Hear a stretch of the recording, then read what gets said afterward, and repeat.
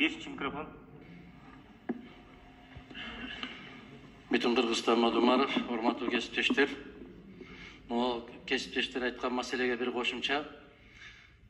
Moskvadan bilesizler Aeroflot Россия Federatsiyasının uçakları uçuunu toktotkan. Hazır cumasına 2-3 yolu Kırgızstan'ın gana avia kompaniyalar uçurtat. Anın içinde avia trafik uçuvatıptır.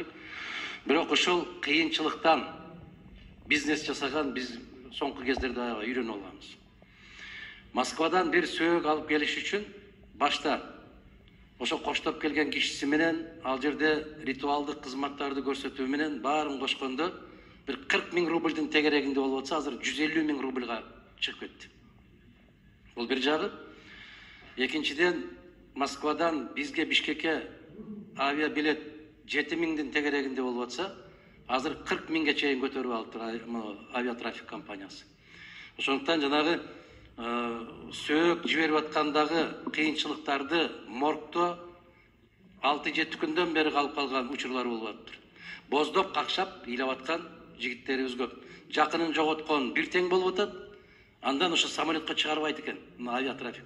Жападан жалгыз кыргыз компаниясы ошондой болуп атса, сөктү таштап атып, биз самолетко албайбыз деп башта Аэрофлоттун самолету менен алып келип аткан экен. Азыр ушуну саат 2-де деп айтып атканда, ошол транспорт министрлигиндагы, ошол авиакомпаниянын жетекчиликтерин дагы себеп ал жерде сөөк келбеген күн жок болуп калды. Себеп миллиондон ашык кыргыздар азыр Россия Федерациясында жашап атат, иштеп атат. Бул өтө оор маселе. Баягы ишин жоготкондор кайра Кыргызстанга кайтабыз дегендер дагы ушу билетти аябай катуу асманга чыгарып жиберген. Бизде ошондой болуп калды. Кайсы оору болсо ошол дарыны көтөрө коймой бизнес жасап, самолет жок болуп калды, бүттү. Азыр мына Бишкек Ош таксилер дагы 1700 сомго чыгыптыр.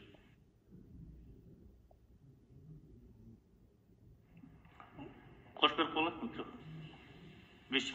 Ошол эле урматтуу төрага, эгер туура көрсөңүз, саат 2-ге чакырылып аткан кишилердин катарында ушул маселеге жооп бере турган азаматтарды да кошуп койсоңуз, рахмат.